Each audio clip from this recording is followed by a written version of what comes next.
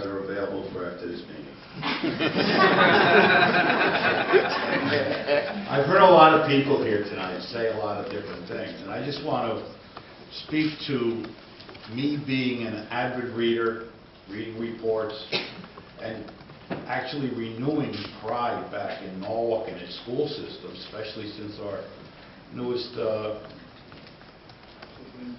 head of the school, Mr. Rivera, and with under the helm of Michael Lyons.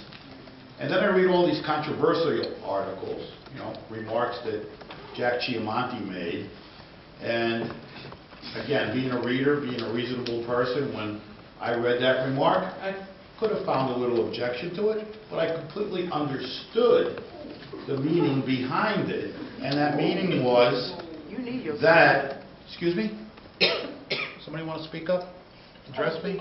Yes, Folks, nobody else was interrupted. I mean, my takeaway was, it's like the boy that the sky is falling kind of a remark.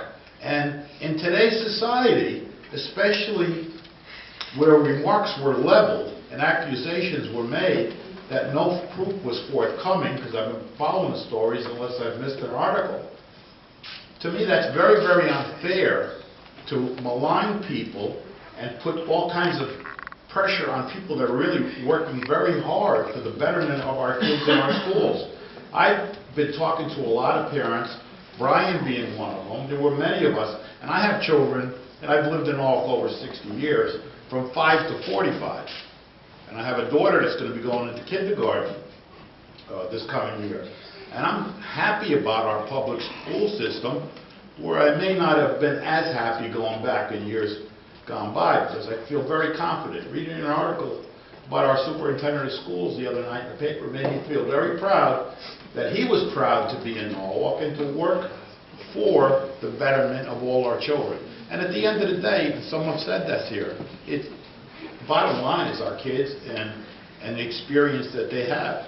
Now, I'm not going to weigh in on the union guys. My cousin Tony Calandrino, who's a union higher up, will get really mad at me, and hopefully you guys will work out something with the city and everybody will be the better for it. But please, I look for understanding and work these things out. It's very important. And to use this race card, which is happening, takes away from the positive side of what could be accomplished. It ain't no race card. Okay, he said she cried black. That's right. How do you coincide the two? Grant money in your school. Listen, I read the unspoken money. I read it too. It was heavily offensive. I'm not that scared at all.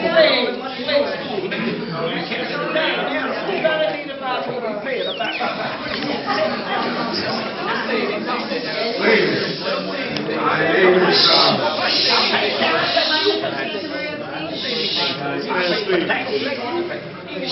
Tony Santa Maria.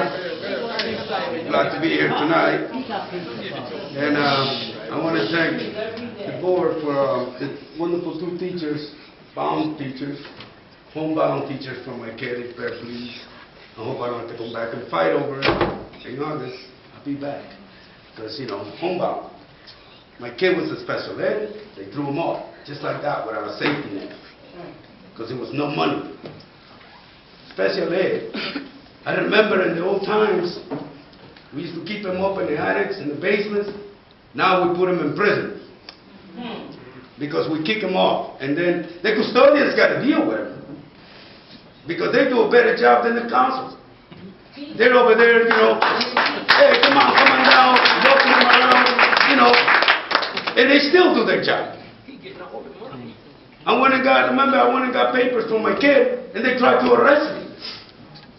Then the first time I spoke, for the first time, because everybody was, come on, Mr. Santa Maria, speak, you've been sitting there for 3 months.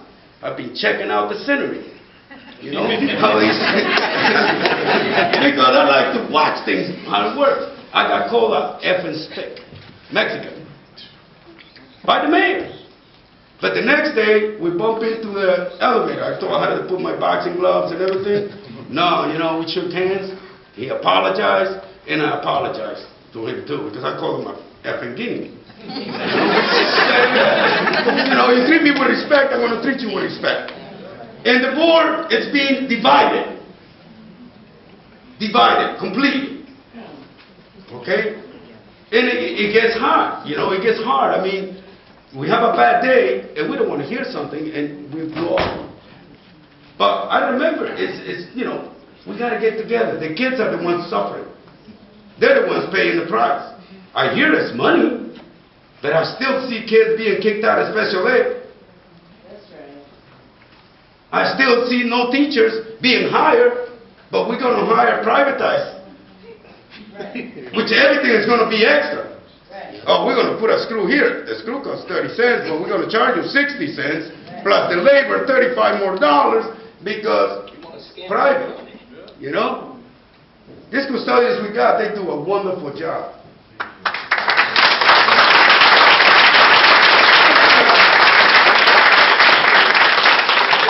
And I tell you, we're making a mistake by, I know it's out of time, you know, and we run out, you know, we're making a mistake by privatizing it. They don't care. All they care is about their money.